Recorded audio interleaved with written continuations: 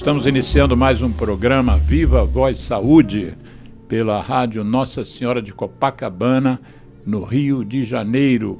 Hoje, 26 de julho de 2025, um sábado ensolarado, delicioso dia que hoje a praia de Copacabana lotada e nenhuma nuvem no céu, um dia muito agradável para os cariocas, só um pouco frio para a nossa natureza fluminense, mas o dia está lindo.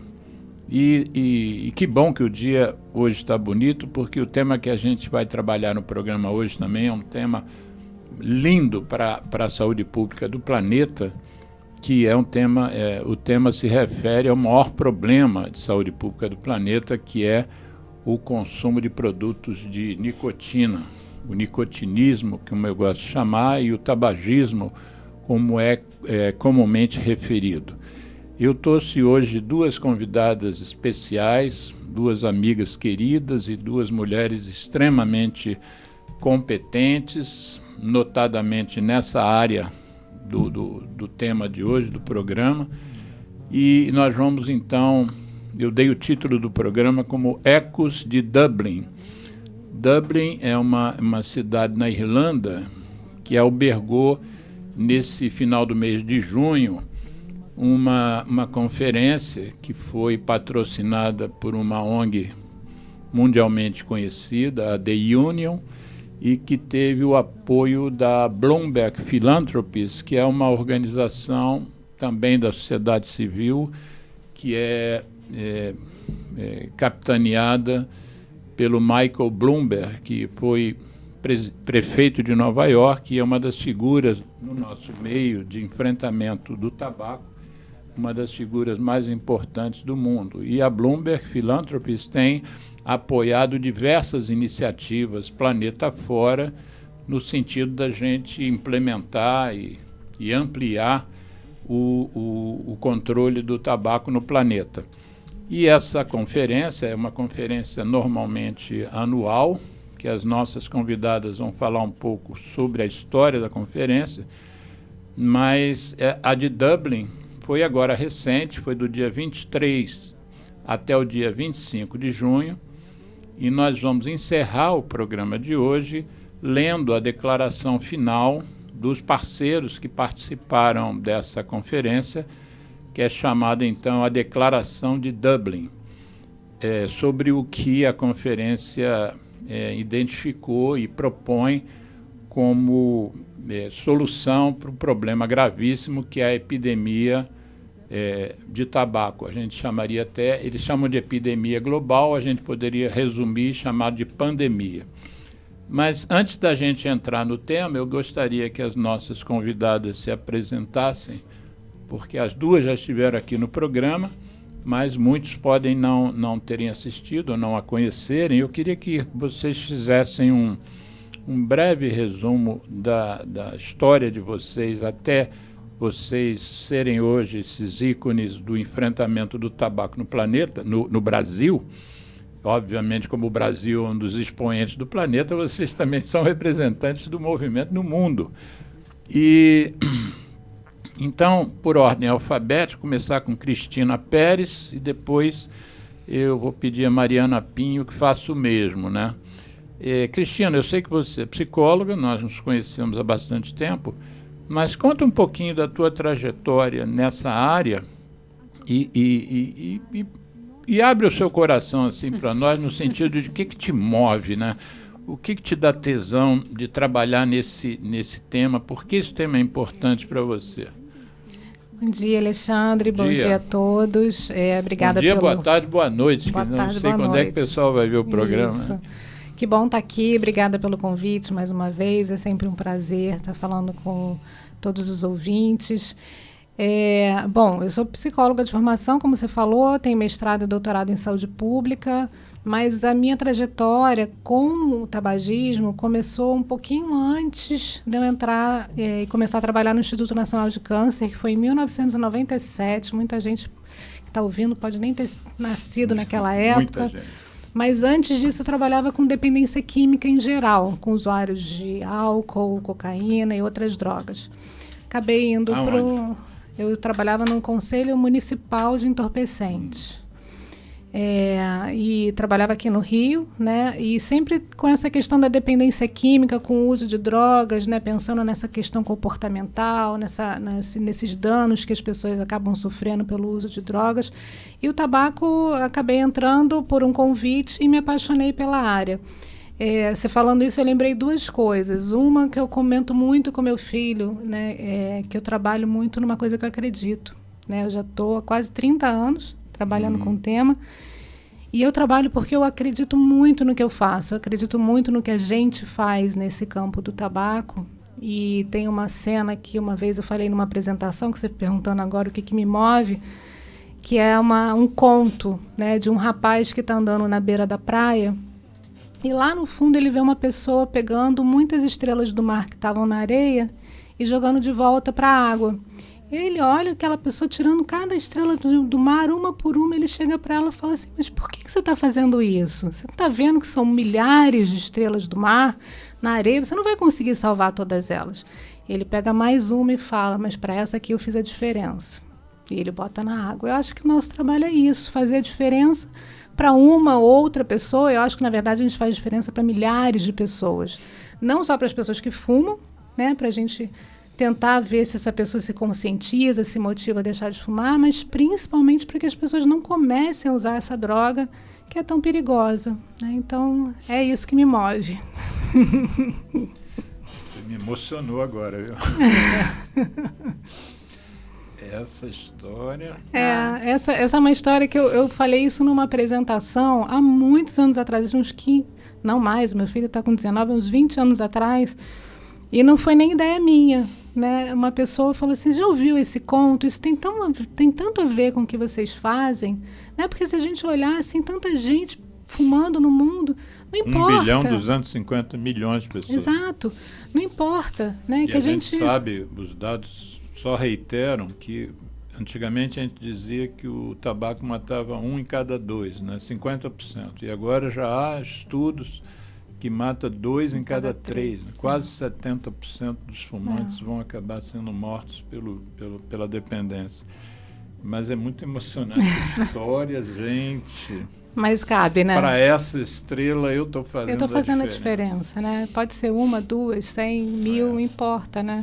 Que a gente faça. Mariana, faz a mesma coisa aí. Não tem como fazer a mesma coisa. Desculpa, Tinha.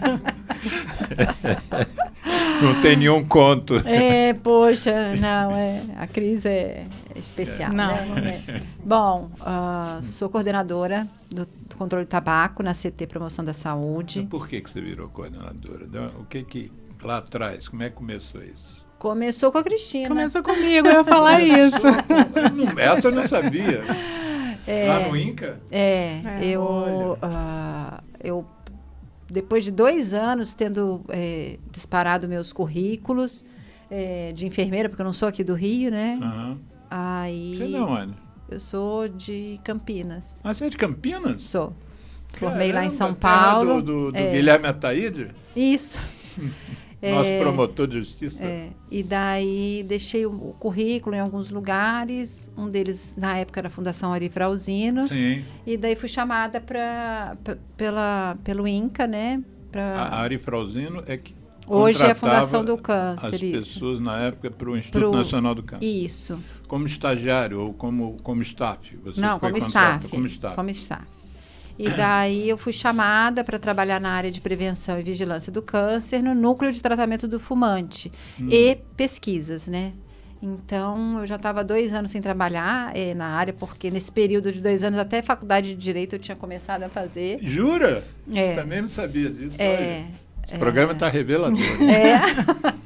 Aí, fui convidada para trabalhar, era um desafio para mim, porque não entendia a dimensão do tabagismo enquanto problema, né? Então, conheci o problema por meio da Cristina e o pessoal todo do INCA, né? Então, ficamos trabalhando um bocado de tempo juntas, né?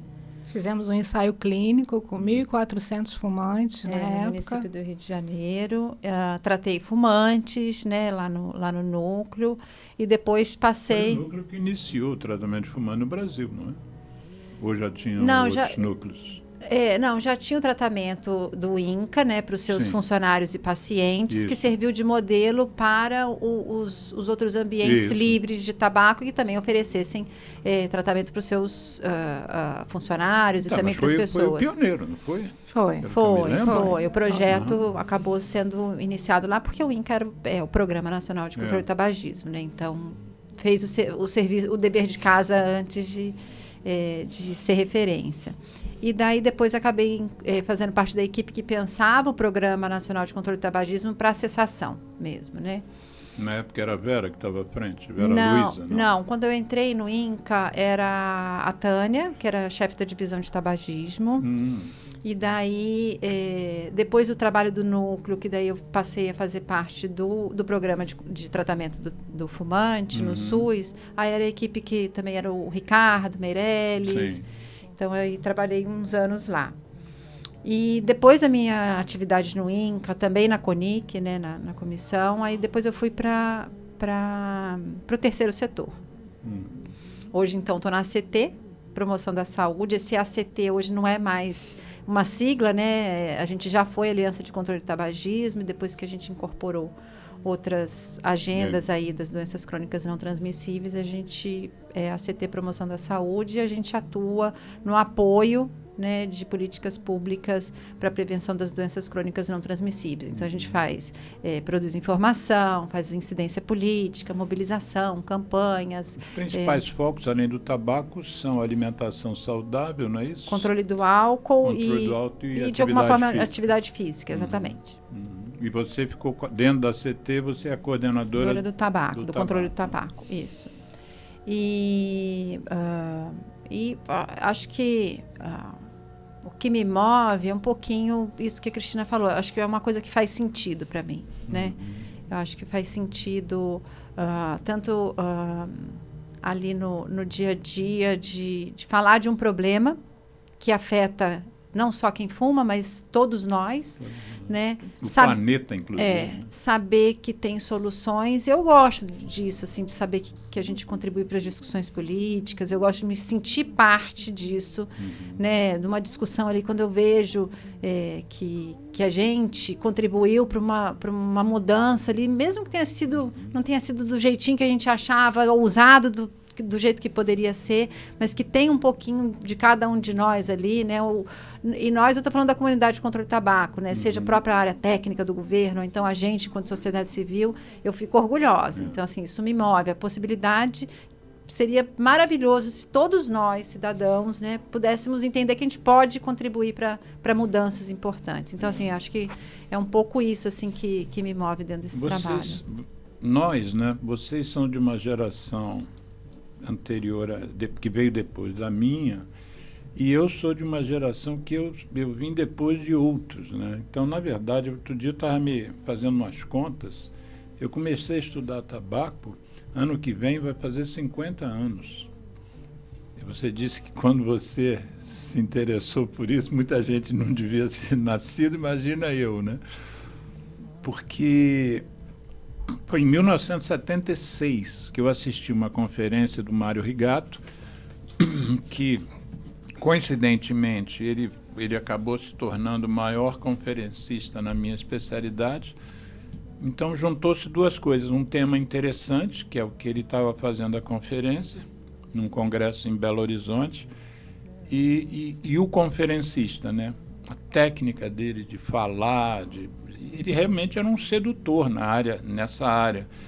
E não sei quantas pessoas foram seduzidas por ele naquele momento, mas eu certamente, a partir daquele evento, eu nunca mais parei de estudar tabaco. E o interessante, para quem gosta de estudar, eu sugiro que entre nesse movimento, porque todo dia tem coisa nova. Não tem um dia, se você for pesquisar, que você não aprenda alguma coisa. Eu não sei se outras áreas da saúde, da psicologia, da enfermagem, tem tantas possibilidades de crescimento intelectual, né?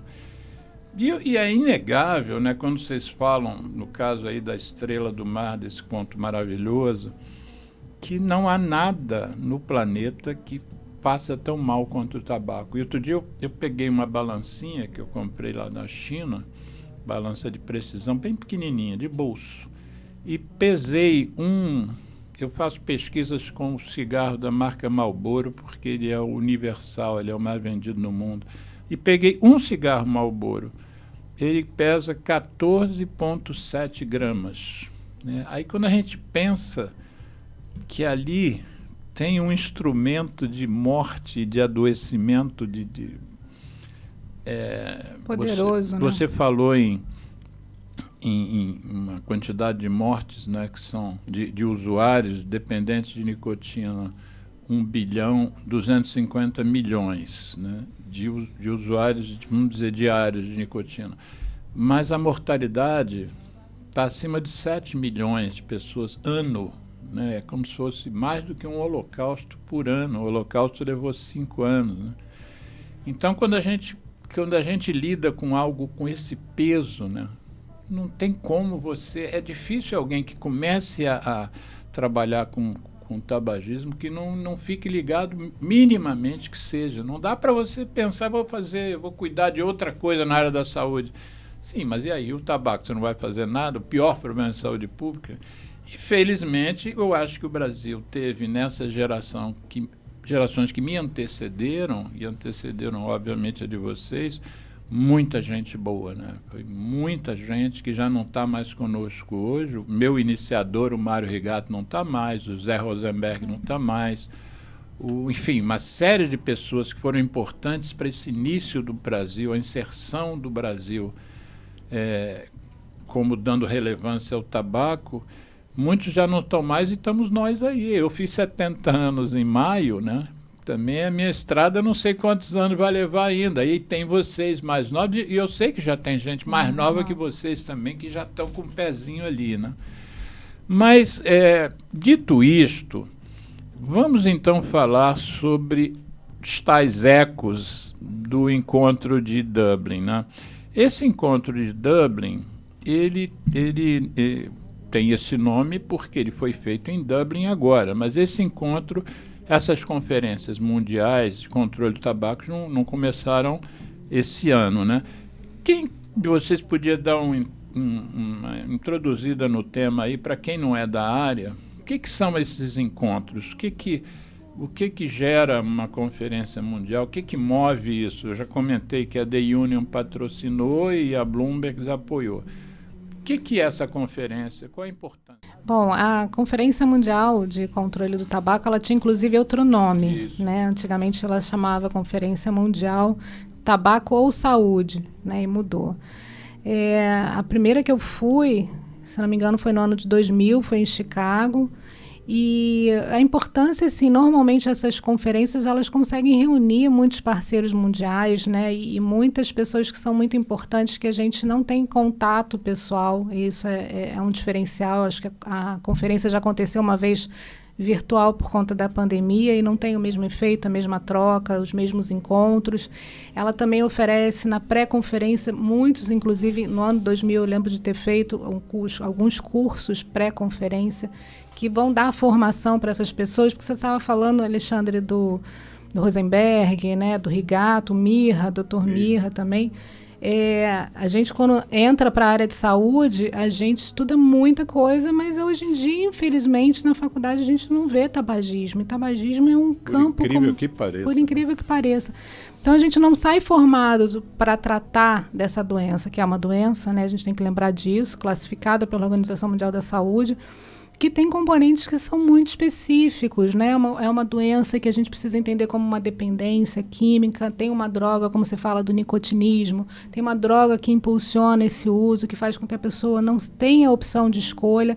Então, a conferência ela serve muito para dar formação e para fazer uma troca de experiência entre os países, entre as pessoas, as organizações que estão trabalhando com isso.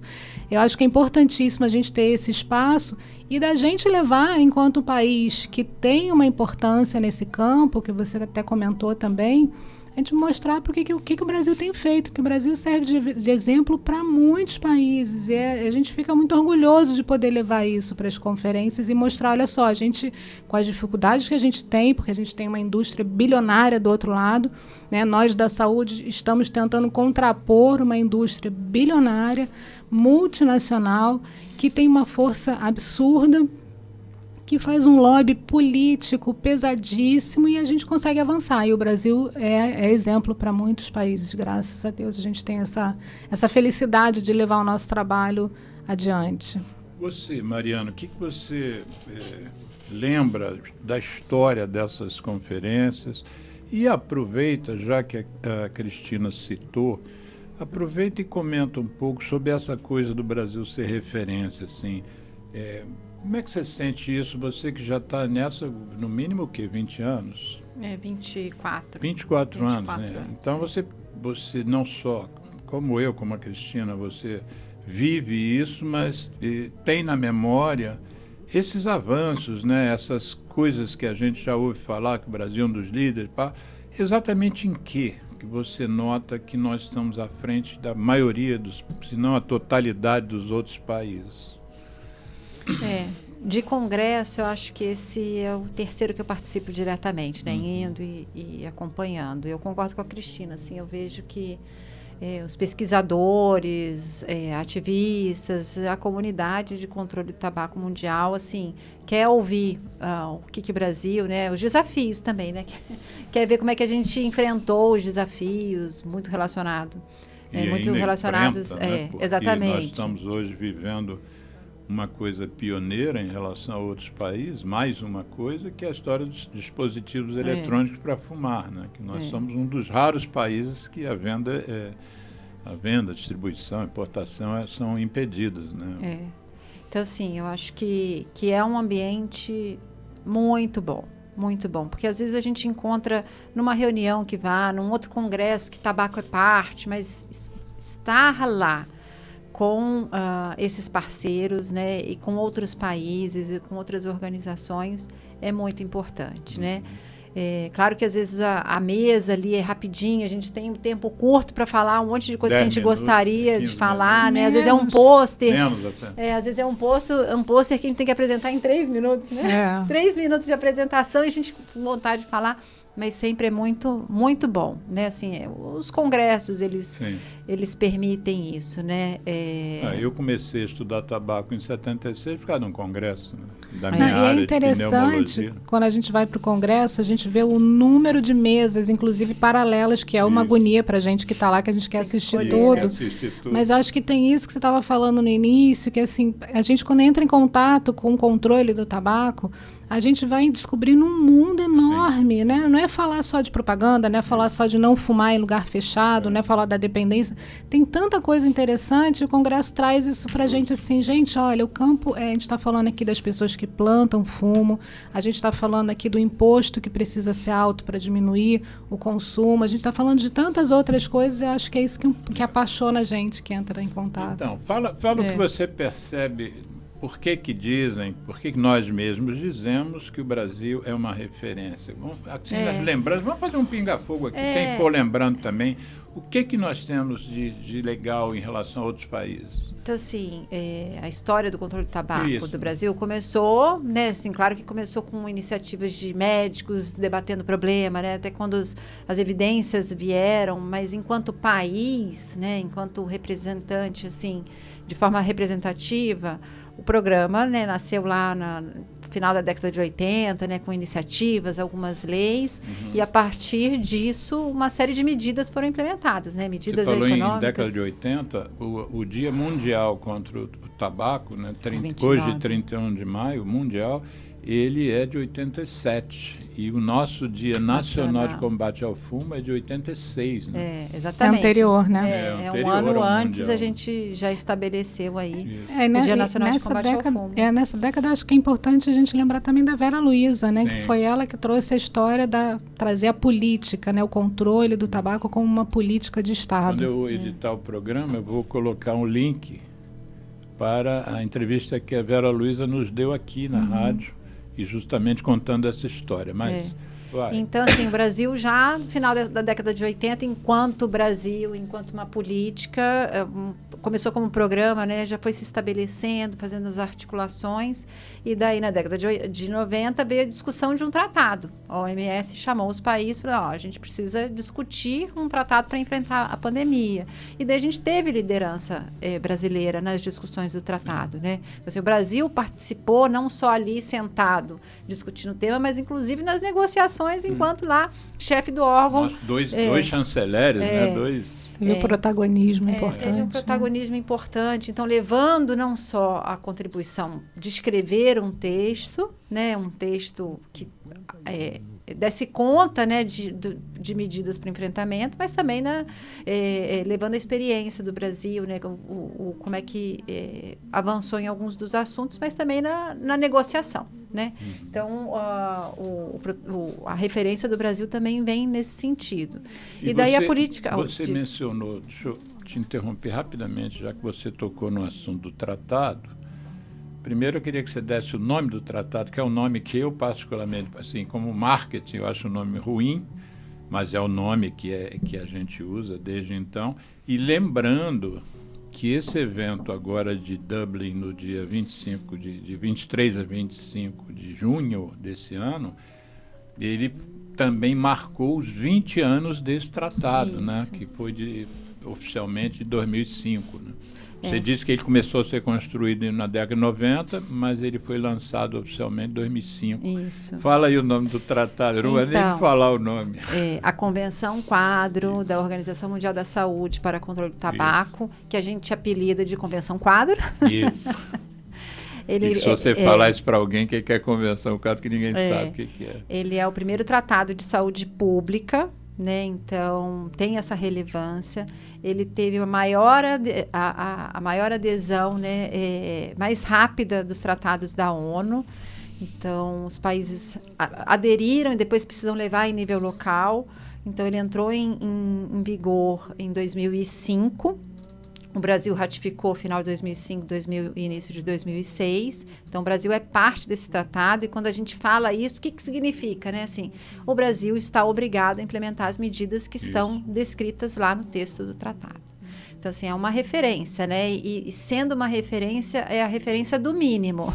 O Brasil precisa cumprir minimamente aquilo, é a base, né? Não é só o alvo, não, né? Ali é o mínimo do que a gente precisa fazer. Então, fala de medidas para restringir tanto a oferta quanto a demanda, então, promover ambientes livres da fumaça dos produtos fumígenos, oferecer tratamento, ter campanhas educativas, ter medidas de preços e impostos, oferecer alternativas viáveis a agricultores, medidas também para conter a questão ambiental desses produtos. Então, são uma série de artigos. Tem um dos artigos, que é o 5.3, que é um dos mais importantes. Né? Eu ia Fala falar, aí sobre esse artigo. E o 5.3, ele determina que os países devem ter medidas para proteger as políticas públicas, essas todas que eu mencionei, né, de forma exemplificativa, dos interesses da indústria. Então, assim, não chamar a indústria para falar assim, o que a gente faz com as bitucas na praia? Não, a indústria tem lá a recomendação fortíssima de que a indústria não faça parte dos programas, das políticas, não faça parte das discussões, porque ele é parte do problema, né? E os interesses, e o texto da Convenção Quadro fala isso, os interesses da indústria e os interesses dessas políticas são irreconciliáveis. Cada um tem uma visão, né? É uma empresa que está no mercado para vender produtos, ter novos clientes, manter os seus clientes. E a Convenção Quadro quer criar medidas para que esses produtos não sejam interessantes, que as pessoas não tenham desejo, para que aquilo não esteja acessível para a população. E você mencionou uma coisa importante que dá o tom da importância do problema, né? Você disse que é o primeiro tratado de saúde pública global. Ele pega hoje quase 200 países, já assinaram alguns, não ratificaram ainda. E, curiosamente, os Estados Unidos, local da maior parte das principais indústrias do tabaco, é um dos que não ratificou. Que às vezes a gente fica falando que o Trump saiu do Acordo de Paris, né, em relação ao meio ambiente, e achando que os Estados Unidos o Trump que está atrapalhando, mas Os Estados Unidos não é um país bom de negociação em termos coletivos. Né? Historicamente, eles não assinam, não ratificam convenções. Kyoto, se não me engano, acho que eles não assinaram também. Mas o tratado que a gente chama de Convenção Quadro, ele é, hoje parece que está sendo construído um tratado semelhante, que é o que tenta combater os plásticos, né? Mas do ponto de vista de saúde e meio ambiente, só tem esses 2 tratados de peso da Organização Mundial da Saúde, né? Você vê o valor que a organização, que a ONU, na verdade, dá ao impacto causado pelo tabagismo.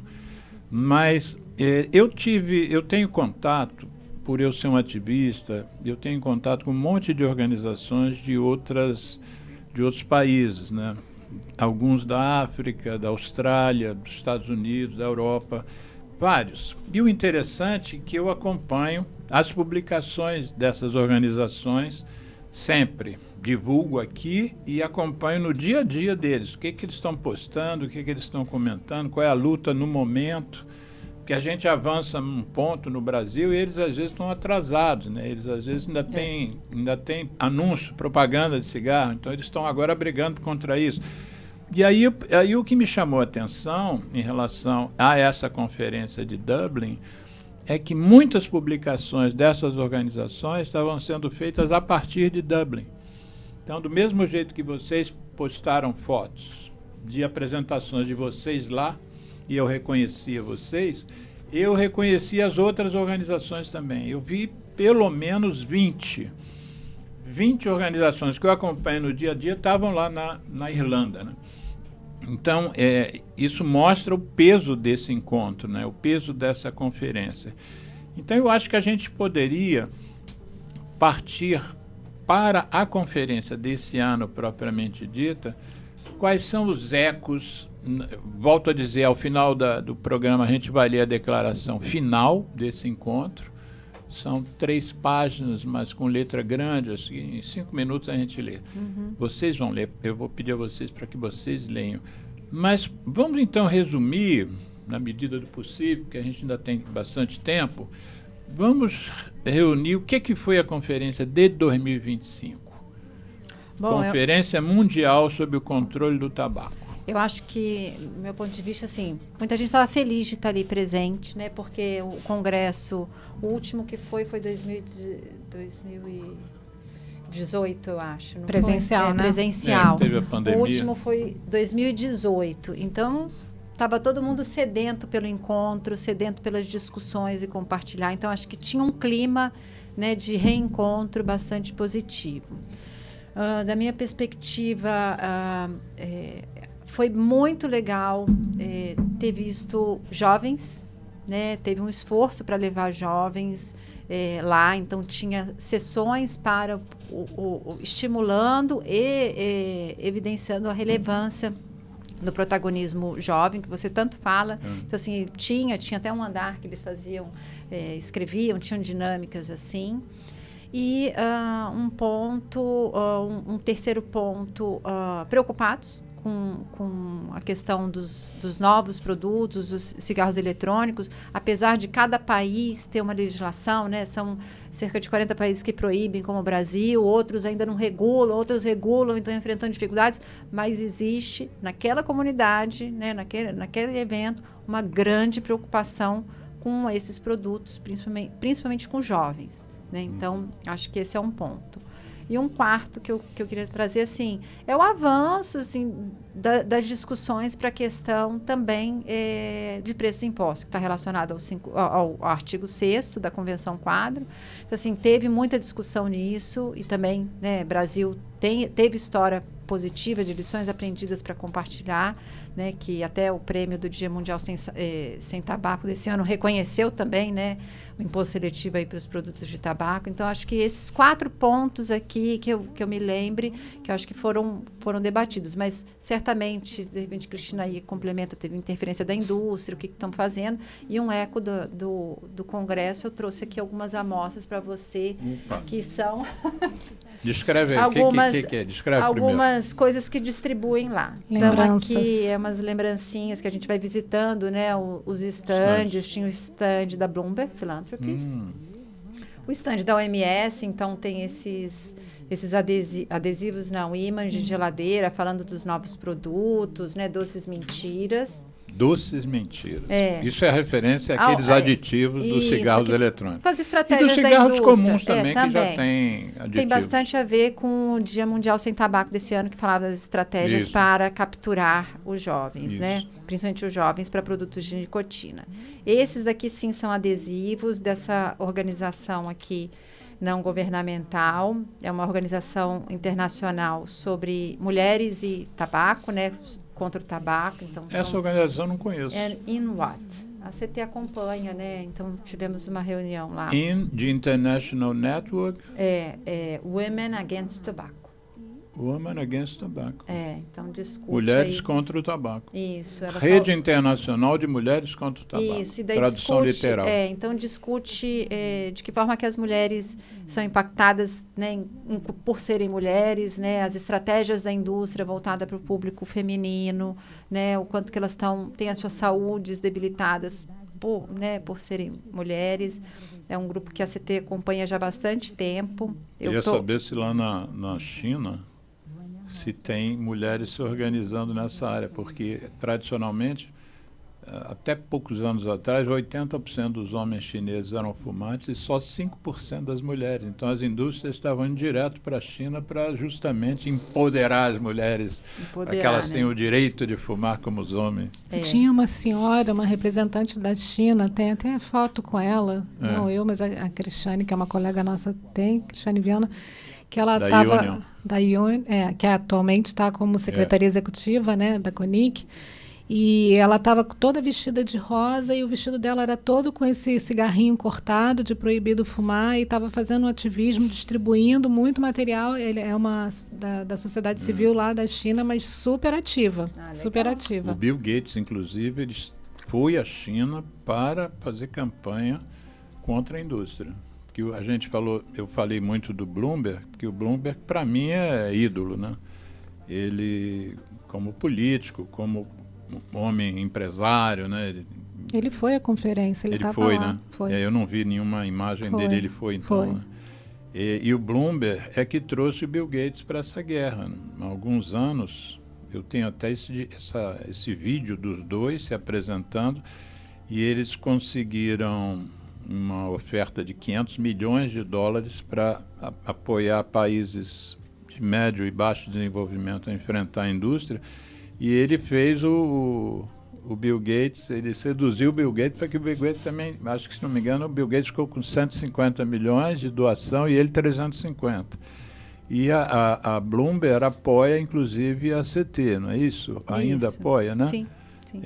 Ou seja, ela apoia organizações do mundo inteiro, né? Quer dizer, isso da cabeça de uma pessoa, né? Eu me lembro do Bloomberg, quando Michael Bloomberg, quando ele era o prefeito de Nova York, foi a primeira cidade importante do mundo a proibir o fumo em ambientes fechados. E foi feita uma campanha contra ele bárbara, né? As pessoas diziam que os restaurantes iam quebrar, porque as pessoas não iam mais frequentar restaurantes sem poder fumar. Efetivamente, muitos foram frequentar restaurantes de Nova Jersey, que seria como a cidade do Rio e Niterói, né? Atravessando lá a Bahia, as pessoas começaram a frequentar Nova Jersey e, no final, voltou-se a consumir em Nova York sem fumaça, e ele, então, acabou saindo vitorioso dessa. Mas teve um momento, eu me lembro de filmes de Hollywood em que mostravam restaurantes vazios. A indústria patrocinou filmes, como sempre fez, né? Mas no caso específico dos ambientes sem fumaça, eles criavam uma cena do nada em que mostrava o restaurante vazio e a garçonete dizia, por exemplo, nos filmes que eu me lembro, um filme com o Al Pacino chamado Tudo por Dinheiro, ela ela dizia, essa lei besta desse prefeito. Afe Maria. Mas isso mais ou menos aconteceu aqui no Brasil, Sim. né? Quando o Brasil tentou implementar a legislação de ambiente livre da fumaça, né, do cigarro, dizia que ia ter uma queda enorme na frequência e o que demissão houve de garçons.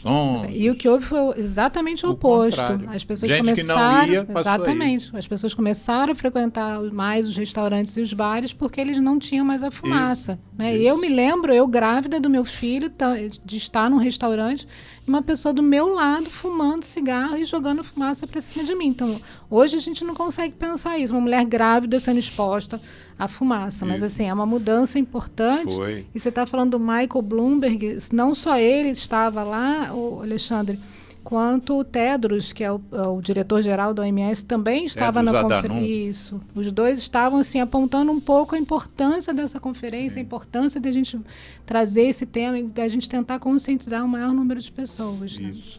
O Geraldo, vamos fazer um intervalozinho, Geraldo? O que você acha? Então, daqui a pouco a gente volta.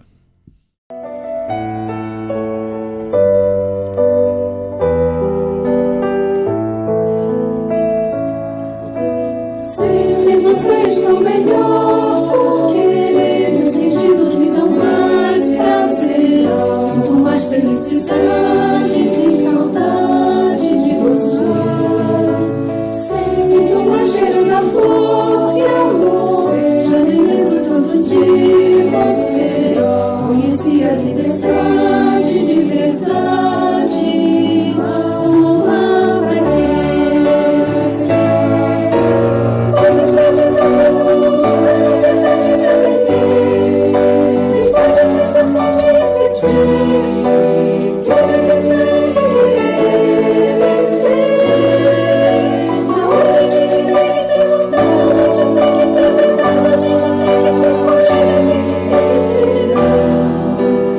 precisa de você. Fumar pra quê? Sem você estou melhor, porque meus sentidos me dão mais prazer. Sinto mais felicidade, sem saudade de você. Sinto mais cheiro da flor que amor. Já nem lembro tanto de você. Conheci a liberdade de verdade. Vou lá pra quê? Antes tarde do que nunca é tarde pra aprender. Nem foi difícil assim de esquecer. Toda questão de querer vencer. Saúde a gente tem que ter vontade, a gente tem que ter verdade, a gente tem que ter coragem, a gente tem que ter. Ninguém precisa de você. Fumar pra quê? Sem você estou melhor, porque meus sentidos me dão mais prazer. Sinto mais felicidade, sem saudade de você. Sinto mais cheiro da flor que amor. Já nem lembro tanto de você. Conheci a liberdade de verdade. Fumar pra quê?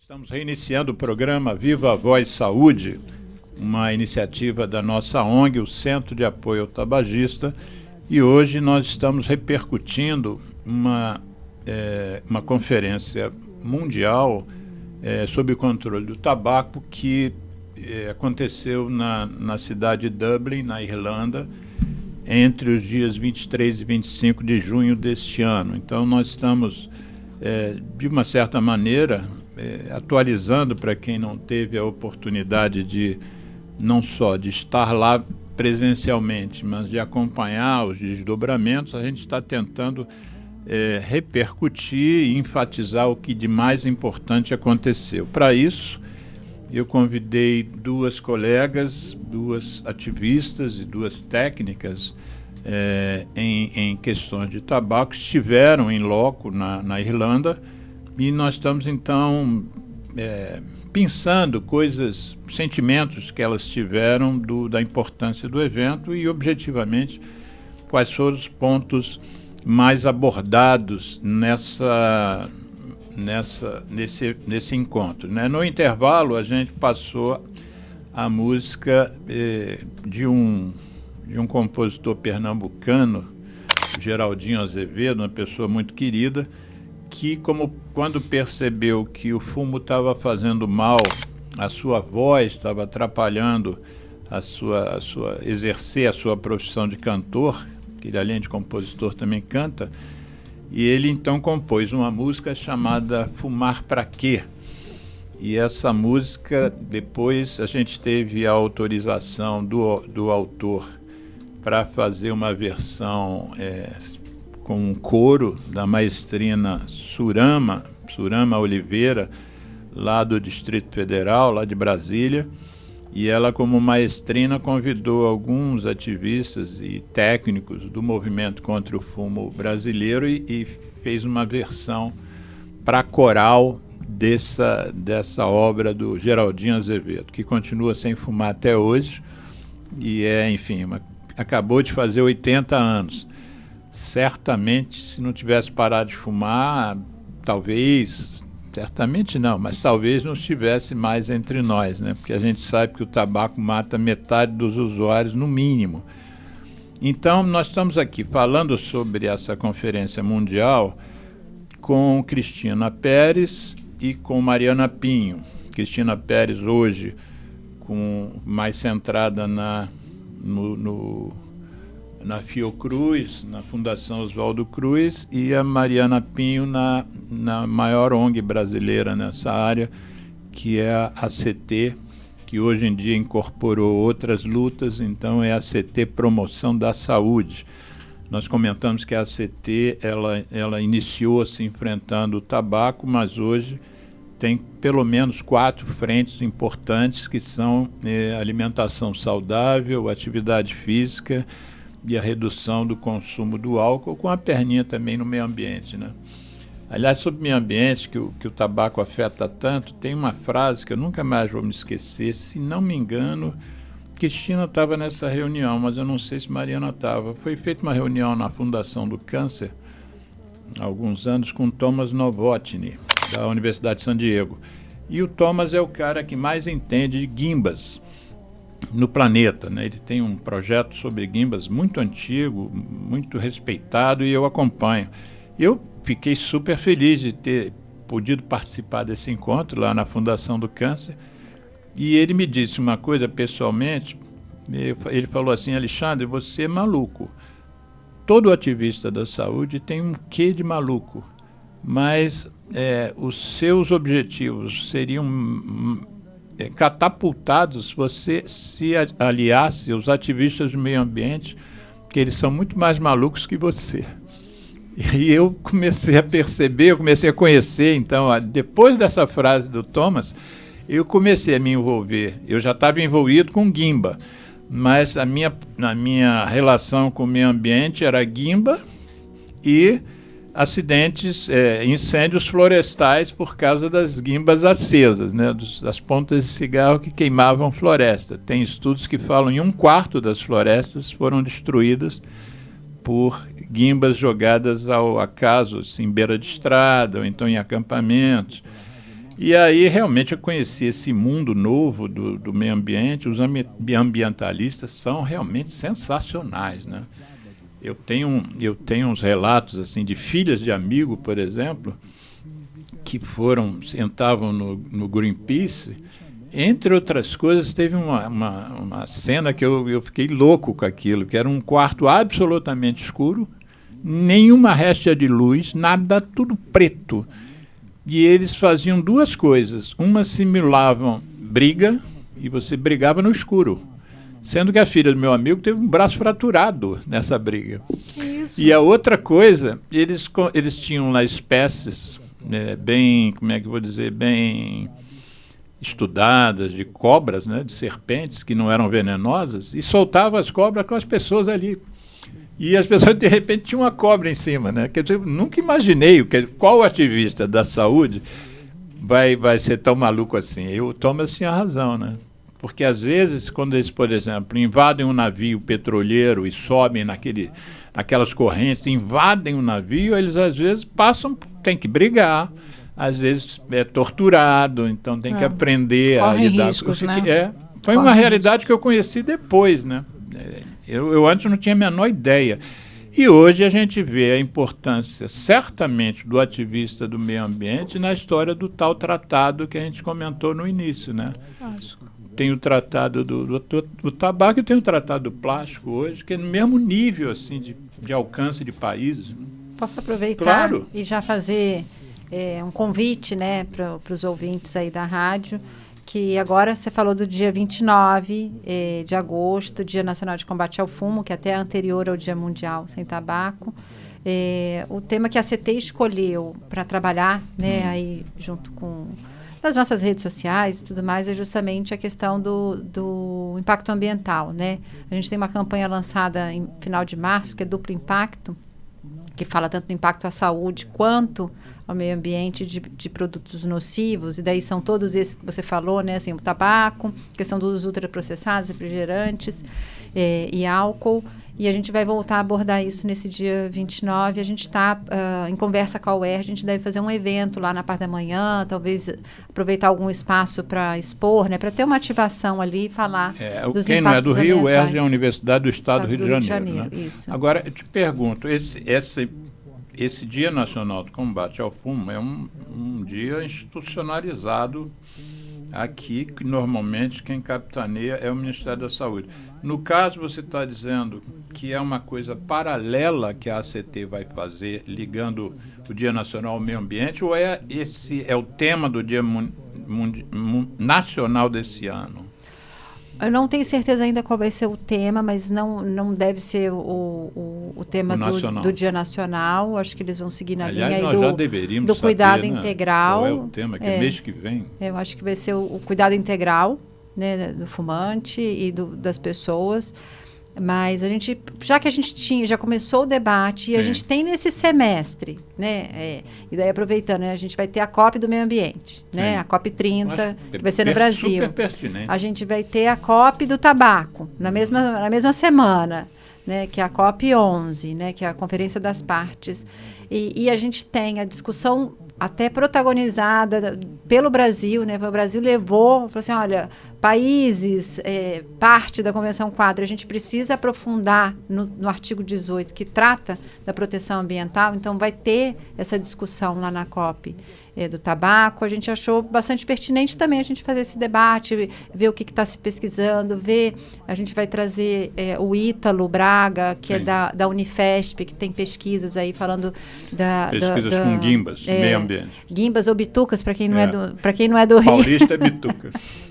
Então, a gente vai trazer ele para essa discussão, para falar. Inclusive, tem até análises feitas ali pela equipe do Ítalo, falando dos potenciais impactos dos cigarros eletrônicos, né, ao meio ambiente. Então, a gente vai fazer uma conversa assim. A gente ainda não estou com todos os detalhes, mas a gente deve ter e deve divulgar nas nossas redes sobre o evento, lá em parceria com o Ricardo Brandão, Isso. né? Que ele também além de ser professor, né, ele é educador físico, mas essa parceria com o UERJ é com a coordenação da Agenda 2030, que trata de vários assuntos e também... Ricardo Brandão, não estou ligando, né? O da Oliveira? UERJ. Isso, Oliveira Brandão. Eu só Isso chamo mesmo. ele de Ricardo Oliveira. Ricardo Oliveira é sócio desse programa, já esteve aqui 3 vezes. Tá vendo, então? Ele é de um laboratório, né, de Laboratório da Vida Ativa. Isso, lá da Lava. UERJ. Mas essa parceria é com ele também, mas ele enquanto coordenador do programa da UERJ para a Agenda 2030. Tá. Ele Então, inclusive, vai vir ao programa para a gente falar sobre essa agenda e como é que a UERJ está.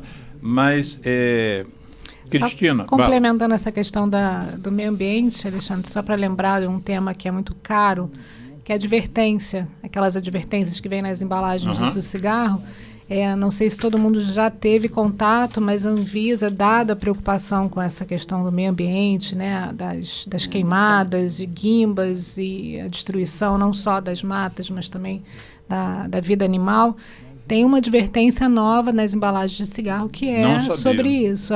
Para ponto de venda, não é? Para ponto, é o da, Está preparado para ser lançado? Já foi publicado e deve ser implementado nos próximos meses. Está no prazo de implementação. Você lembra Acho que mais até ou menos novembro. o teor, assim, o que diz? É uma o texto eu não me lembro, mas é uma mata e tem um passarinho e tem a guimba e o fogo no fundo, mostrando assim, né, a questão de jogar as guimbas na mata e o dano que causa à natureza. Essa é para ponto de venda, essa advertência, eu Ponto acho, de né? venda. É para ponto é. de Não é pro venda. maço. É porque daí pega Porque um assunto mais amplo. nesse novo grupo, tem advertências específicas para a embalagem e tem advertências diferentes para o ponto de venda. A ideia da Anvisa era poder pensar... A embalagem, normalmente, quem entra em contato é a pessoa que já está usando a droga, né, a nicotina. E o ponto de venda, outras pessoas que ainda não estão fumando, jovens, crianças, entram em contato. Então, os temas poderiam ser uns temas diferentes que pudessem sensibilizar de uma forma maior ainda quem não começou a fumar e que se espera que não fume. Então, daqui a pouco... Será que a gente tem acesso a isso? Porque na edição do programa...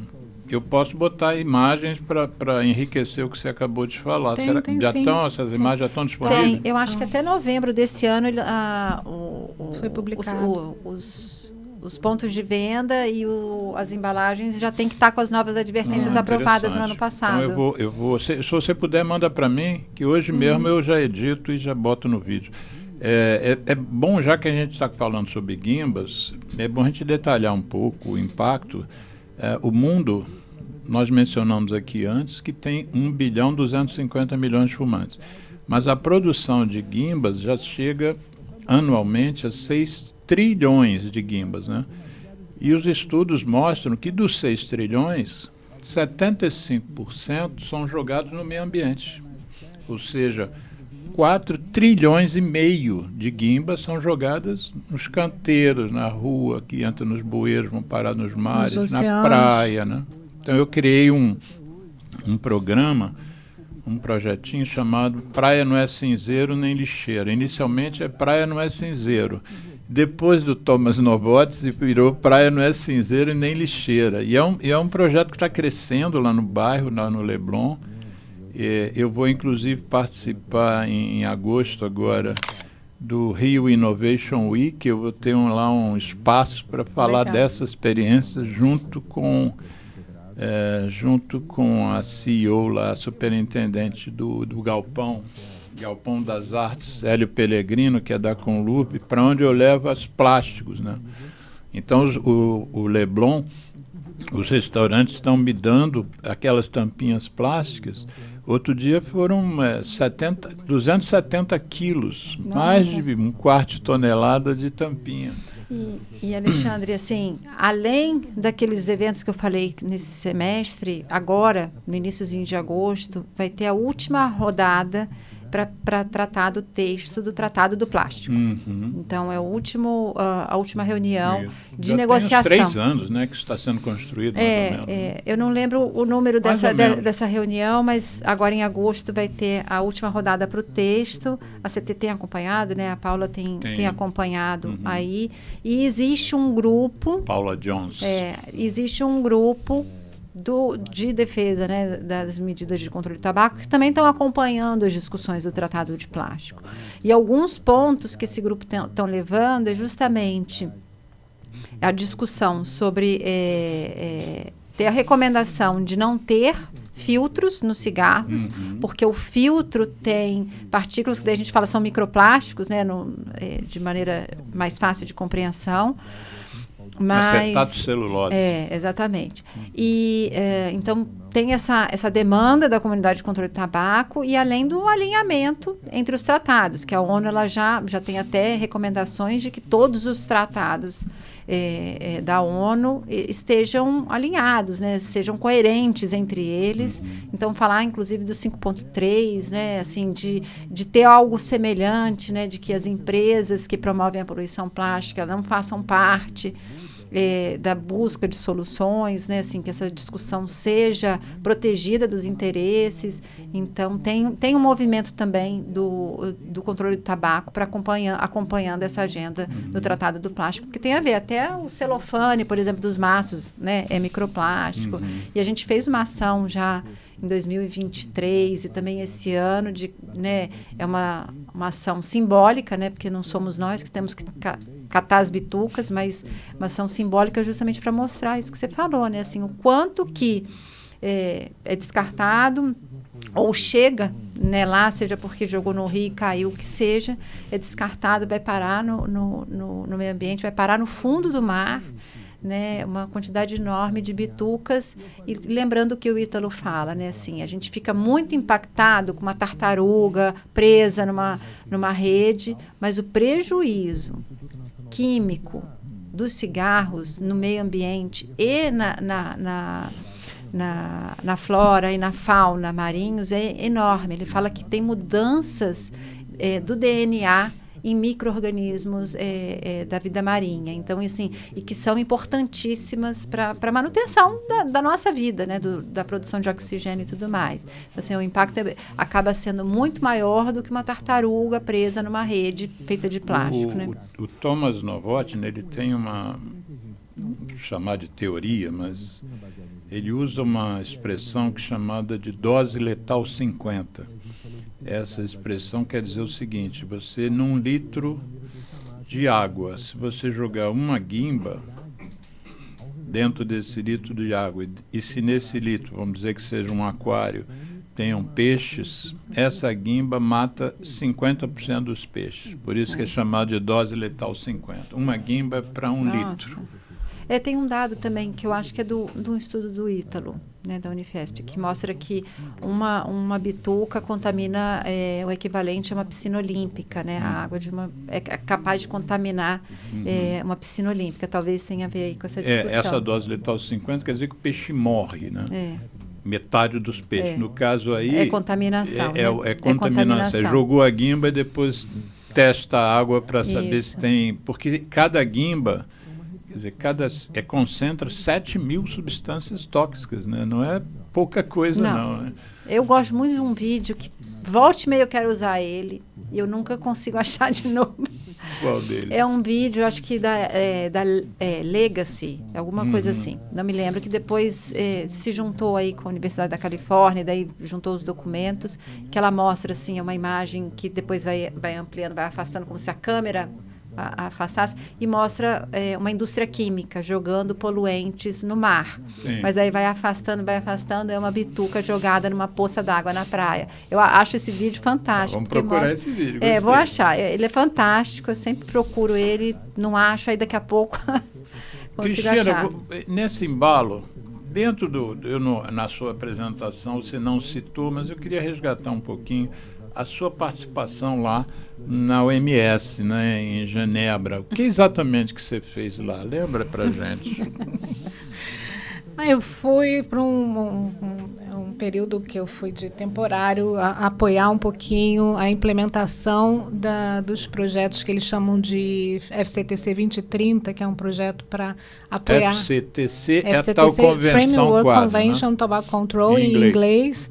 E aí 2030 é 2030, né, para que esses países possam implementar e fortalecer a Convenção Quadro nos países que têm menos força política, que têm menos recurso financeiro. A OMS, na verdade, o secretariado da Convenção Quadro, tem esse trabalho, um projeto específico para isso, que eu já venho trabalhando já há em torno de 5 anos com Cabo Verde, Angola, Moçambique, São Tomé e Príncipe, que são países... Você me levou para um encontro lá com o pessoal de Cabo Verde, foi o Celso?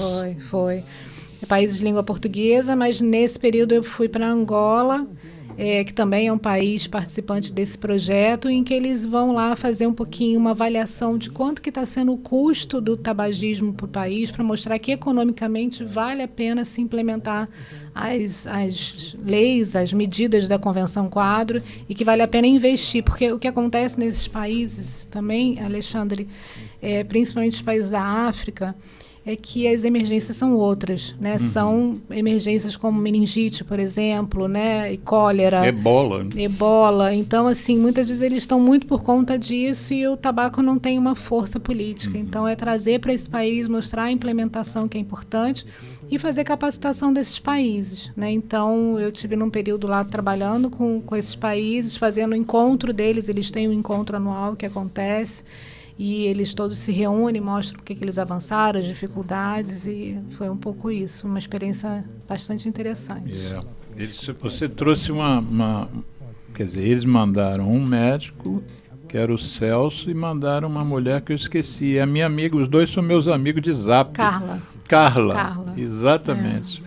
Eu tenho um vídeo de Cabo Verde muito interessante, que era um vídeo em que as pessoas estão num restaurante, aí já volta para a questão dos plásticos, né? Seria um restaurante de peixe, mas o vídeo mostra as pessoas que pediram no cardápio o peixe, na hora que chega o prato é entregue só com plástico. E as pessoas fazem de conta que estão se alimentando ali, que ficam cortando plástico com garfo e faca. É uma campanha, mas eu só tenho esse vídeo da campanha. Poxa. Depois eu mando para vocês e boto um link aqui na edição do programa. Muito interessante, muito bem feito. O impacto é grande, você vê uma pessoa comendo plástico, né? Me lembrou, a gente fez, né, no ano do Dia Mundial Sem Tabaco, que foi a questão ambiental, a gente fez um concurso fotográfico. Um concurso cultural. Lembro. Eu mandei foto. E a foto vencedora tem tudo a ver com esse vídeo, porque o fotógrafo ele fez uma bandeja assim, um prato servido de um peixe e a barriga era toda cheia de plástico, com cigarros e bitucas e tudo mais. Bem alinhada. Bem alinhado. Não, as pesquisas hoje em relação ao plástico, as pesquisas médicas, com necrópsias, com, enfim, biópsias, estão muito avançadas. Assim, a detecção de plástico na gente... Hoje tem uma matéria grande no Globo em que tem uma teoria de um cara aí que tem filtrado o sangue para extrair o plástico do sangue. Aí a discussão é, será que isso vale, será que não vale? Porque aí descobriram que a gente não tem ideia da extensão do negócio. Pacientes que estão se submetendo a hemodiálise, eu não quero gerar terror aqui com essa informação, mas vale a pena as pessoas ficarem de olho e acompanhar essa discussão. O aparelho de hemodiálise solta um plástico que vai para dentro da pessoa, ao nível da... Só que a ciência não determinou ainda exatamente que mal esse plástico vai fazer para a gente. Tem umas teorias, né? De que pode dar câncer, que pode gerar inflamação, mas ainda não avançou como a pesquisa do cigarro, que levou 50 anos, né? Aliás, a gente estava falando do histórico do enfrentamento do tabaco no mundo. Eu me lembro agora de uma coisa que eu fiz lá atrás, no meu ativismo, que eu tinha uma frase que eu achava uma frase muito impactante contra o fumo. E eu descobri que essa frase tinha sido dita pelo Bob Kennedy, que na época era senador e irmão do presidente americano John Kennedy. E eu consegui a íntegra do discurso, vou mandar para vocês também, a íntegra do discurso que ele abriu uma conferência de fumo e saúde em 1967. Ou seja, nós em breve estamos ainda chegando em 60 anos dessa conferência. Foi uma conferência em que foi uma das primeiras vezes que parece que 90 representantes de países estiveram em Nova York e ele abriu de uma forma contundente. Há 60 anos. Isso faz com que a gente entenda por que a OMS diz que o artigo 5.3 da Convenção Quadro é importante. Temos que barrar a interferência da indústria. Porque se não fosse a interferência da indústria, ao longo dos anos, as evidências são tantas dos males do tabaco que já teria ido embora. A gente continua fumando, a gente ainda tem mais de 1 bilhão de fumantes no país por causa da interferência da indústria, né? Eu não sei se você viu um post que a gente fez, Alexandre, durante a conferência.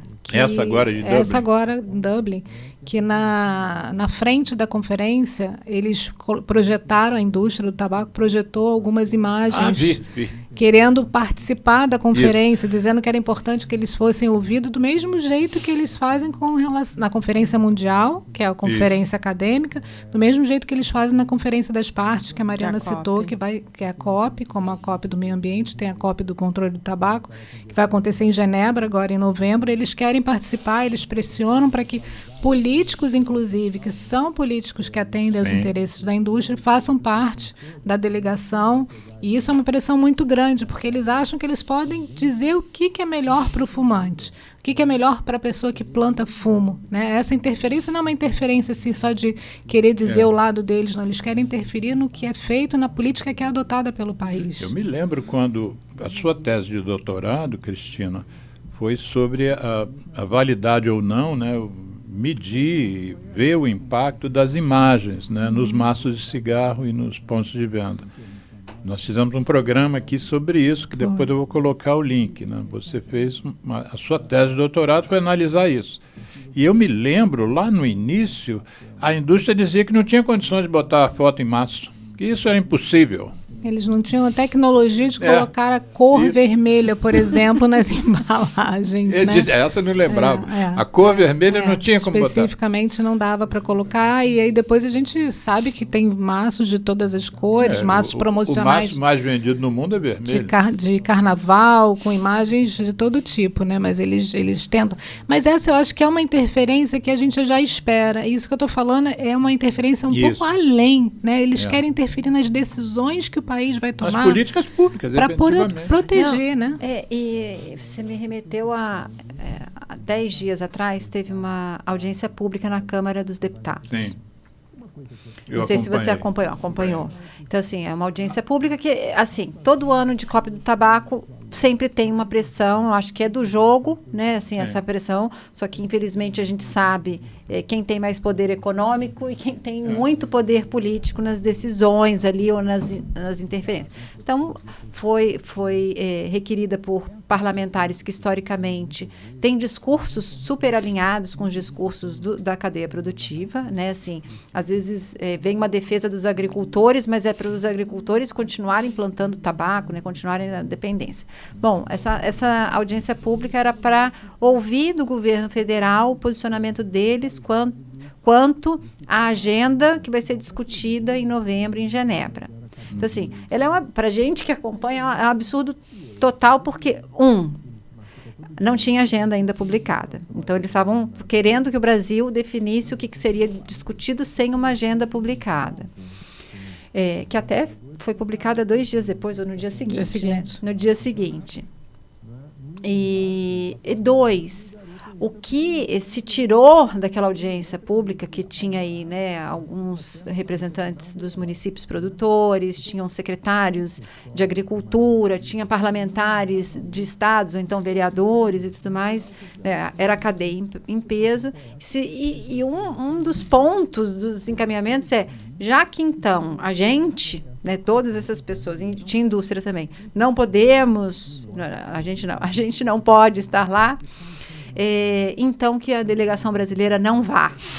Não. É um absurdo isso, né? Assim, e eles distorcendo informações, falando que a COP é uma reunião pública, isso é mentira, né? Assim, é uma distorção, falando que é pública, que tem que fazer parte. Então, assim, é muita distorção e disseminada porque tem um poder de estar junto a tomadores de decisão, poder junto à mídia, à imprensa. Então, onde chega, a gente ouve, né, um absurdo desse que você trouxe o exemplo aí de não podemos imprimir cor vermelha. A gente fica indócil com uma inverdade dessa. Mas aí chega na opinião pública, as pessoas falam, estão exigindo demais, né? Assim, e daí isso é um mínimozinho. Mas então, assim, quanto que existe uma disparidade de forças aí e que a gente tem que ficar batalhando, né, produzindo, gritando. É a história do que gente, voltando lá para o conto que você trouxe no início, né? Quer dizer, a gente fica salvando algumas estrelinhas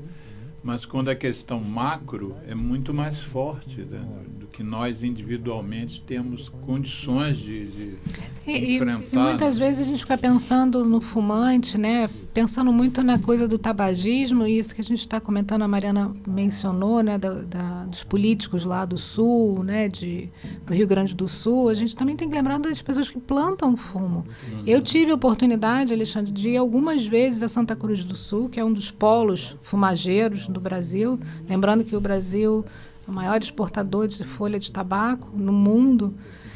E o que a gente vê lá não é o que essas empresas ou então essas associações de fachada de empresas de tabaco dizem, né? Que eles plantam fumo, eles têm muita renda. A gente não vê isso. Na verdade, a pessoa que planta fumo são meeiros, não são nem donos de propriedade. Na verdade, eles têm um pedacinho de terra.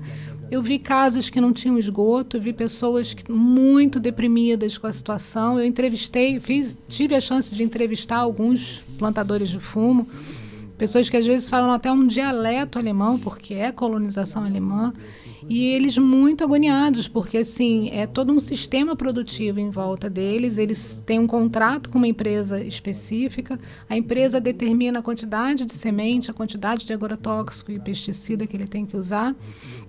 E depois da colheita, a empresa chega e fala assim, não sei se todo mundo tem conhecimento, mas se der um Google, o tabaco é uma árvore, né? Uma árvore pequenininha, de 1,5 m, 1,60 m. Eles viram a parte de cima, não vou comprar, a parte de baixo não vou comprar o miolo, que é, vamos dizer, o filé do tabaco, e o que eu disse que eu ia pagar, eu não vou pagar, porque esse ano não foi, esse ano choveu, esse ano secou, enfim, a desculpa que eles usam não interessa. A folha não está de e boa a pessoa, qualidade. E a pessoa fica presa a essa empresa e não consegue vender mais para ninguém. Então, assim, é importante a gente falar também da intoxicação, doenças que são ocasionadas pelo plantio, da folha verde, ou então intoxicação mesmo, que leva as pessoas a ficarem mais deprimidas, e tem um dos maiores índices de suicídio no Brasil. Então, assim, é uma indústria que faz... Moreno, lá da Fiocruz. É uma indústria que faz mal não só para quem usa, mas para quem planta, para quem convive com quem usa. Não, a gente vai encerrar o programa com a declaração de Dublin, mas eu vou antecipar que na declaração de Dublin, quer dizer, ao final da conferência, foi redigido um documento, né? E nesse documento, ele já logo no início, ele menciona, o que reforça o que você acabou de dizer, que o tabaco, né, todo esse sistema, custa para as economias mundiais mais de 2 trilhões de dólares anualmente. Quer dizer, você bota aí no mínimo 3 trilhões de reais. Eu não sei, eu acho que o PIB brasileiro, acho que é 3 trilhões, não sei exatamente de reais. Depois eu vou até pesquisar isso. Vê aí no computador. Você está sem acesso, né? Está sem acesso à internet. Então, nós, fechando o programa, vamos ler, eu vou pedir para as convidadas lerem, o que é chamado de Declaração de Dublin. Quer dizer, houve uma conferência que durou 3 dias e no final do 3º dia, precisamente no dia 25 de junho agora desse ano, essa declaração meio que resume as preocupações dos parceiros que participaram desse evento. Essas preocupações não são novas, né? Quem está no movimento já conhece essas questões que estão trazidas aqui, mas já que nós estamos fazendo os ecos da Conferência Mundial desse ano, vamos então, vou pedir às convidadas para lerem metade cada uma, começando pela Mariana, como é que começa então essa declaração. Vamos lá, Mariana? Vamos lá. Conferência Mundial sobre Controle do Tabaco 2025, Declaração de Dublin, Irlanda, 25 de junho. A epidemia global do tabaco continua a representar um dos maiores desafios de saúde pública da atualidade. A indústria do tabaco continua a comercializar cigarros e outros produtos de forma agressiva, a combater políticas eficazes de controle do tabaco e a introduzir constantemente novos produtos de nicotina nocivos e viciantes, o que ameaça minar o progresso alcançado nos 20 anos desde a entrada em vigor da Convenção Quadro da Organização Mundial da Saúde para o controle do tabaco. O uso do tabaco continua a matar mais de 7 milhões de pessoas a cada ano. A esmagadora maioria das quais vive em países de baixa e média renda. Ele custa às economias mundiais mais de 2 trilhões de dólares anualmente em gastos com saúde e perda de produtividade. Prejudica o desenvolvimento sustentável e agrava a pobreza, a insegurança alimentar e a exploração do trabalho. Diante do cenário de incerteza e instabilidade globais, não podemos nos dar ao luxo de perder o controle do tabaco como um aspecto central e indispensável dos esforços para salvaguardar e melhorar a saúde global. E os esforços para reduzir o uso do tabaco devem permanecer plenamente integrados à Agenda Global de Saúde e Desenvolvimento. Para tanto, nós, delegados da Conferência Mundial para o Controle do Tabaco 2025, apelamos aos governos das nações do mundo para que acelerem a implementação de todas as medidas da Convenção Quadro da Organização Mundial da Saúde, a fim de erradicar essa epidemia. Então, agora a Cristina Pérez, dentro da declaração existem 5 itens que são apontados como se fosse um norte, para que os países, né, trabalhem esses 5 itens. Vamos lá, Cristina. Vamos. Primeiro item, priorizar o aumento dos impostos especiais de consumo para diminuir a acessibilidade de todos os produtos de tabaco e de nicotina não medicinais, estabelecendo financiamento sustentável para o controle do tabaco e outras iniciativas de promoção da saúde a partir das receitas geradas. Número 2. Reconhecer a indústria do tabaco como a maior barreira ao progresso global no controle do tabaco. Rejeitar compromissos com organizações que trabalham com a indústria do tabaco ou são financiadas por elas. Responsabilizar a indústria do tabaco pelos danos que causa, inclusive buscando indenização por meio de ações judiciais. Número 3. Reforçar a monitorização e a aplicação de uma proibição abrangente de todas as formas de publicidade, promoção e patrocínio do tabaco, incluindo a representação do tabaco no entretenimento e nos meios de comunicação digitais. Item 4. Incorporar nas agendas de controle do tabaco e ambientais a necessidade de abordar as consequências ambientais do cultivo, fabricação, distribuição, uso e resíduos pós-consumo de produtos de tabaco e nicotina. Último item. Unir-se à sociedade civil, organizações internacionais e instituições educacionais para apoiar a implementação de medidas abrangentes de controle do tabaco, orientadas pelos direitos humanos fundamentais ao mais alto padrão de saúde possível. Então, eu acho que isso aqui é uma demonstração clara da tal... Né, a gente fala em diversificação da agricultura, né? Os agricultores têm que plantar outras coisas que não tabaco, plantar alimento, né? E aqui diversifica também as políticas públicas, elas têm que ser muito amplas, né? Fala em preço, né? Vamos tentar dissecar item por item aqui. A primeira coisa fala justamente sobre preço, né? Priorizar o aumento dos impostos. Vamos, Mariana, fala a tua... A gente teve aí... Você até estava procurando outro dia o índice Marlboro, né? Que eu comparo o preço do cigarro do mundo inteiro, do Marlboro. Fala um pouquinho disso. Tá. Da importância do a gente ter um preço mais alto. É a medida isolada mais eficaz para diminuir o consumo dos produtos fumígenos, né, dos produtos de cigarro. Então, assim, isolada, né, ela sozinha já causa um efeito significativo, porque ela vai ficar menos acessível e as pessoas podem resolver diminuir ou abandonar o cigarro, aquelas pessoas que fumam, fumantes, e os que não fumam vai ficar difícil comprar, então não se torna tão atraente. O maço cigarro brasileiro, nessa comparação, estava saindo por R$10 e tem países que custa 160, a mesma marca, mesma quantidade de cigarros. 10 aqui, 160 no lugar mais caro. Aí, uma criança não tem recursos, a mesada não dá para gastar dinheiro com cigarro se o preço for alto. Agora, se ele conseguir comprar cigarro a varejo a R$1, ele pode se iniciar, né? R$1. Então, é isso. Assim, o Brasil até esse ano foi reconhecido por ter aprovado o imposto seletivo, né? Que é um imposto que tem o objetivo principal de desestimular o consumo. A gente ainda não terminou essa conversa. Fala né? o que é o imposto seletivo. O imposto seletivo é o imposto sobre produtos, né? Que foi aprovado, causam mal, né? Que causam mal à saúde e ao meio ambiente. Então, o que o Brasil aprovou recentemente é para refrigerantes, cervejas, cigarros, também, né, e outros produtos que fazem mal ao ambiente. Adoçadas, né? Refrigerantes.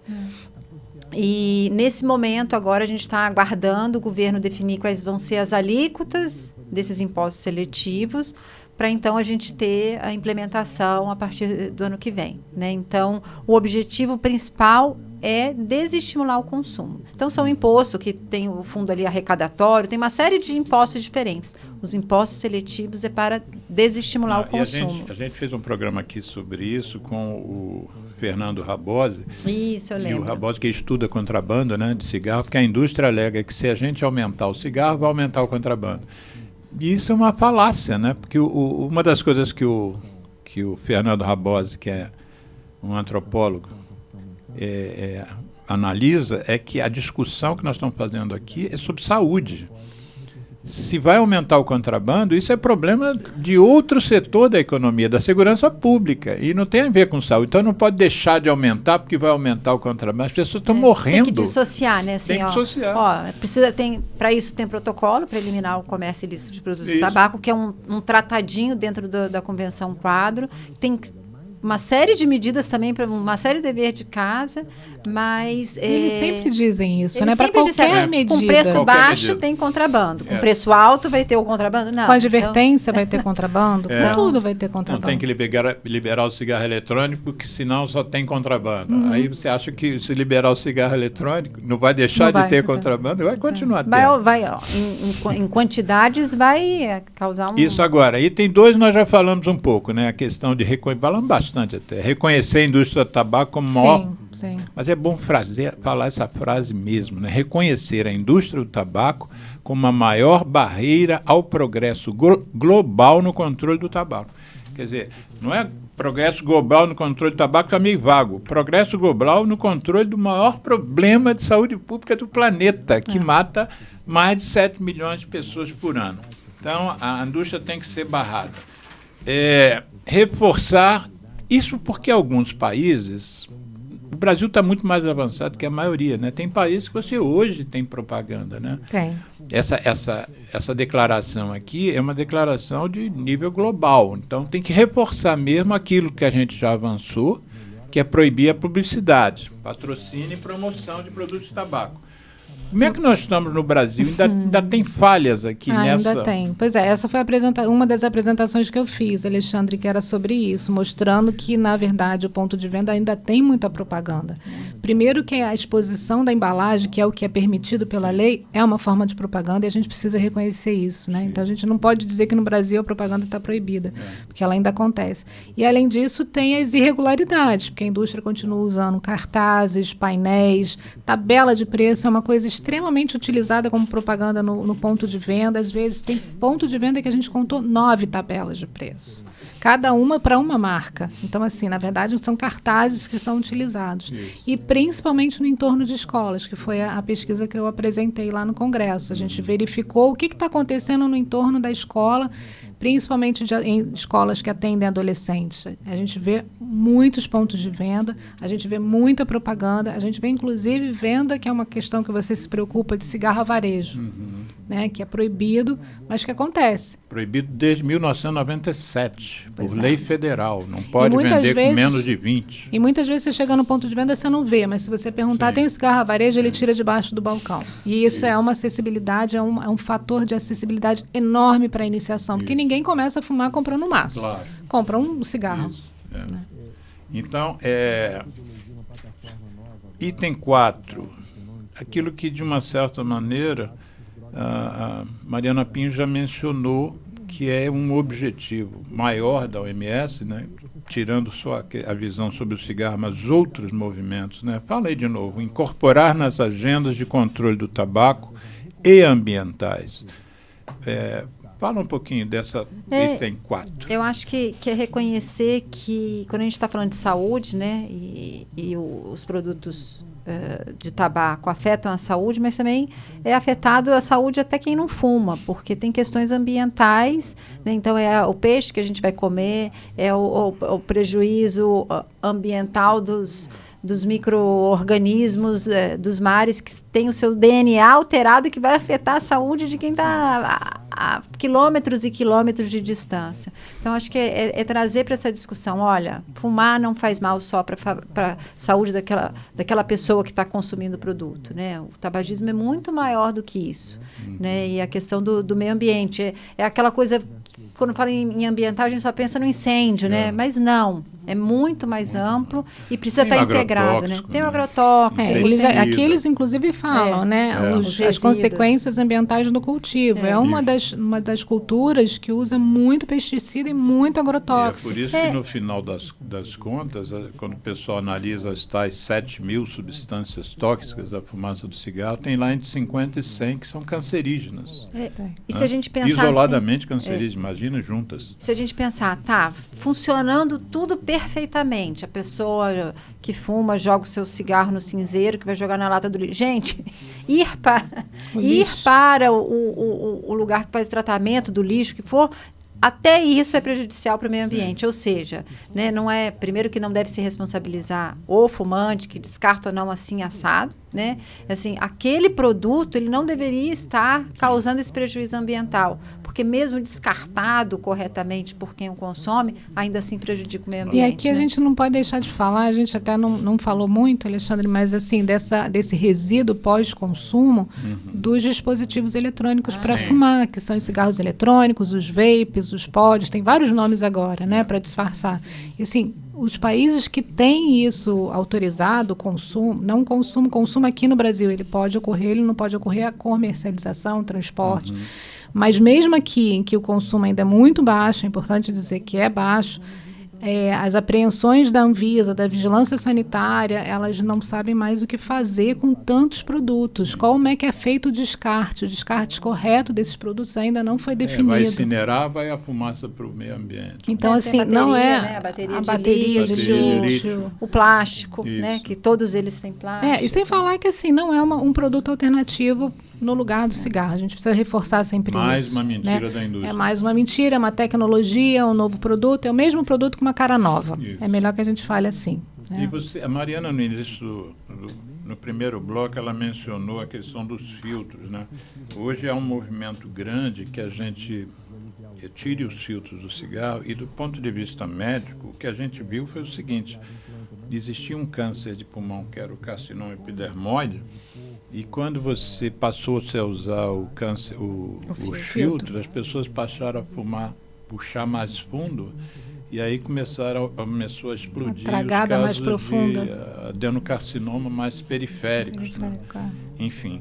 E, por último, a questão, o item 5 aqui da sociedade civil. Você que é de uma sociedade civil, é hoje a responsável pelo tabaco da CT Promoção de Saúde.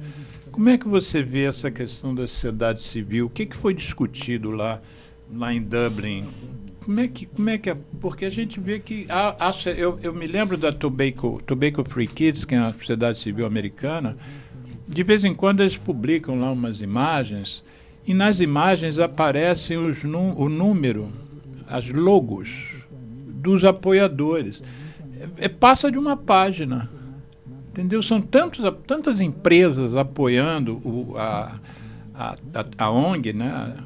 É uma ONG que tenta proteger as crianças da indústria do cigarro, mas você vê a quantidade de apoios, é impressionante. São mais de 20 instituições de peso apoiando uma ONG só.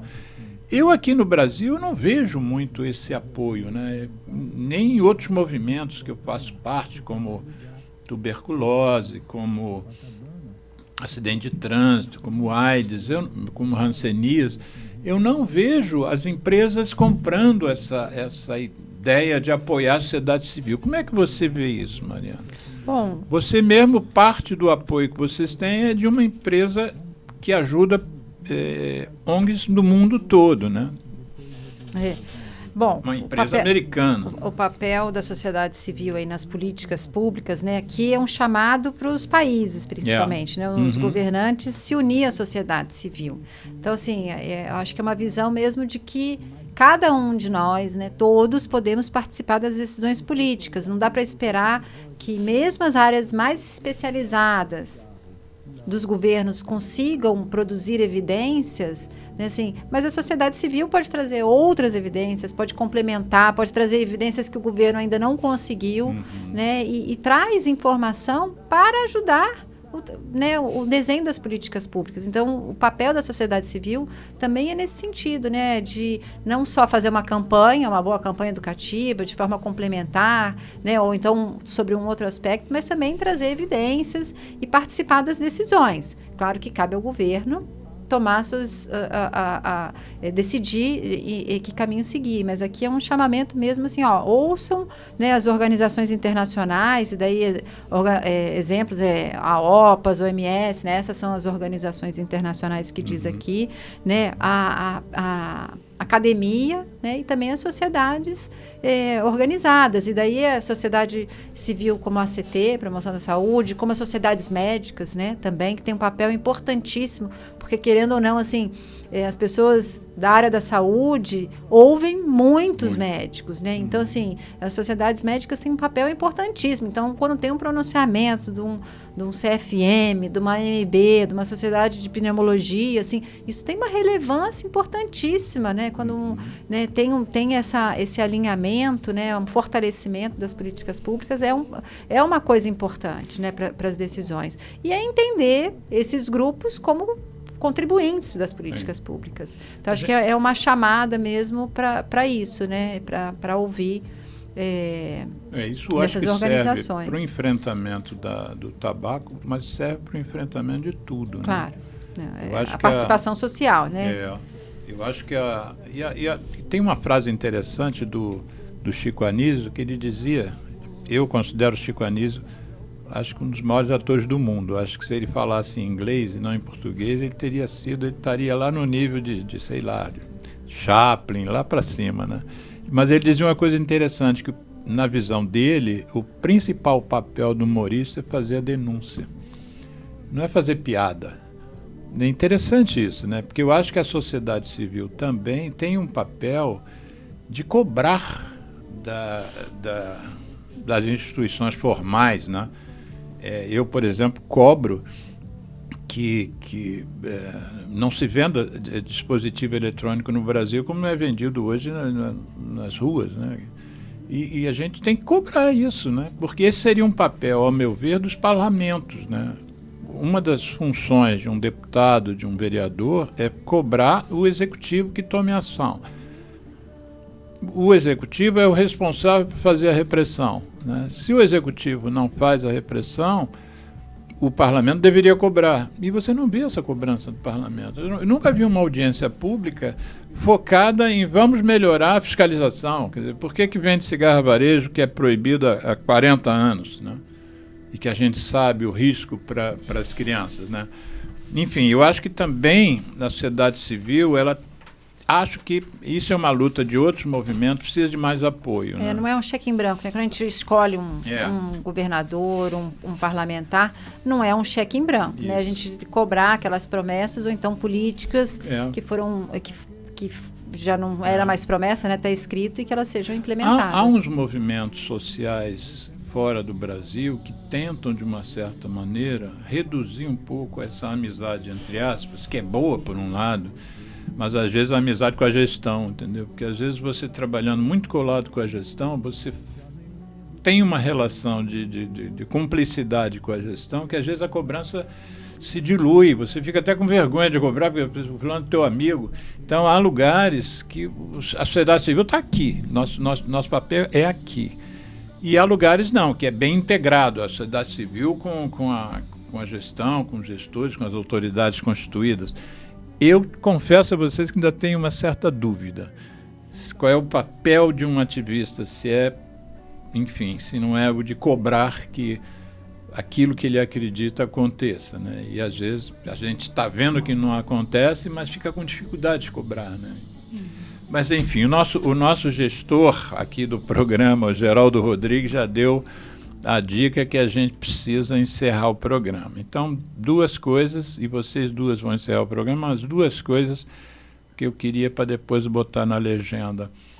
Os contatos que vocês gostariam que a gente pusesse no vídeo, aí vocês escolhem se é e-mail, se é Zap, se é Instagram, que cada um aqui, os convidados, manifesta essa possibilidade de uma forma. Mariana, se alguém quiser entrar em contato com você, com a CT, com saber mais, como contactar você? Pode me mandar e-mail. Meu e-mail é mariana.pinho@actbr.org.br. mariana.pinho@actbr.org.br. ACTBR tudo junto, .org, gente, não é .com, hein? É .org.br. Isso, e pode acessar também o site Qual é o da site? ACT, actbr.org.br. ACTBR, depois isso vai ficar escrito, vai ficar Isso. mais fácil. actbr.org.br. Lá encontra informações, inclusive outras formas de contato, informações sobre o que vocês fazem, né, todos os movimentos, historicamente também. É uma organização que eu respeito muito, gosto muito, conheço todos e dou maior força mesmo. Obrigada. Cristina Pérez, qual contato você daria? Pode ser o e-mail também, pode ser o e-mail da Fiocruz, que eu estou como parte da equipe do CETAB. Lembrando também que o CETAB tem um observatório das estratégias da indústria do tabaco. Que Dá o e-mail e a gente vai falar rapidinho sobre o CETAB. Cristina.peres@fiocruz.br. Cristina.Pérez, sendo esse Pérez com Z, não é isso? É. Arroba fiocruz.br. Aí não tem nem com, nem org, nem nada. Fiocruz.br. Excelente instituição, a Fiocruz, hein? Nossa Senhora, tiro meu chapéu para a Fiocruz. É verdade. Todas as áreas. E é interessante, quem puder botar no Google, dá um Google, né? Observatório das Estratégias da Indústria, isso. Que vai ter muita informação do que a gente estava falando, de outras formas que a indústria tenta intervir, de outras formas que a indústria, inclusive, fica tentando limpar um pouco a visão, né, limpar um pouco a cara dela para a população, dizendo que faz ações que são benéficas para a população, e lá tem toda essa crítica. Né? Eu vou aproveitar e falar, né, assim, o observatório, né, a equipe lá do CETAB é parceiro da CT. Nós somos ponto focal para o Índice Global da Interferência da Indústria do Tabaco, né, que é lançado já, a gente está na 4ª ou 5ª edição, e o índice global é lançado na época da COP, então a gente vai lançar aí, ainda o do Brasil, provavelmente dito, ainda não tem data, mas é super parceiro da gente. Só para a gente não passar batido, vocês duas mencionaram o CETAB, traduz CETAB aí. Centro de Estudos para Tabaco ou Saúde. Centro de Estudos para Tabaco ou Saúde. E o Observatório da Indústria, essa indústria é a indústria do tabaco exclusivamente. Do tabaco, né? Mas a gente espera lançar em breve um observatório também da indústria do álcool, dentro do CETAB. Está sendo construído. E esse tem o site de cabeça desse observatório, não? O endereço não lembro. Mas eu pesquiso e boto na legenda o endereço do site do Observatório da Indústria. 1 minuto para cada uma encerrar o programa. Só agradecer, Alexandre, espaço, agradecer a atenção dos ouvintes e dizer que é importante a gente estar sempre atualizado, como você falou, estudando, mas pelo menos recorrendo às informações mais recentes de fontes confiáveis também, né? Porque quando a gente fala dessa indústria do tabaco, tem muita coisa aí que é enganosa, que a gente não pode deixar passar. E buscar saúde, eu acho que é o primeiro e o passo que a gente deve tomar durante a nossa vida, né? Buscar estar mais qualidade de vida e uma vida saudável. Mariana, fecha aí. Bom, obrigada, Alexandre. A gente que agradece vocês duas. Acho que, assim, importante ressaltar, assim, a sua luta incansável aí com a promoção da saúde e não só do Vai controle fazer do tabaco. 50 anos, ano que vem. E incansável, né? Não se mostra cansado aí. Eu acho que a rádio aqui é só um pedacinho do que você faz. É muito bacana, muito emocionante mesmo. E continue contando aí com toda a comunidade e com a CT também. Isso. Muito obrigada. Já conto. Gente, Geraldo, muito obrigado pelo apoio de sempre. Sem Geraldo não tinha programa. Obrigada, né? Geraldo. E aos ouvintes e telespectadores, que isso também passa em vídeo, né? E a gente pede sempre que divulguem, né? Porque a nossa capacidade, minha do Geraldo, de distribuição é pequena, né? Eu não sou o Drauzio Varela, que publica... Por que as pessoas soltam pum? Aí de noite tem 1 milhão de pessoas viram aquele vídeo. Então, a gente conta com o apoio dos amigos. Quem assistir e achou legal, divulga para as escolas, divulga para os filhos, divulga para os pais, né? Tem muita informação importante, né? Gente, muito obrigado. Estou encantado aqui. Foi melhor até do que eu esperava. Quando eu tive a ideia da gente fazer essa repercussão lá de Dublin, eu nem esperava tanto não, gente. Eu acho que foi muito legal. Agradeço muito a vocês. E vamos divulgar o programa aí. Bom, vamos Hoje sim, mesmo estou bom. fazendo a edição do programa e aí a gente divulga. Conta tá bom? com a gente. Um abraço. Obrigada. Obrigada. Tchau, Geraldo.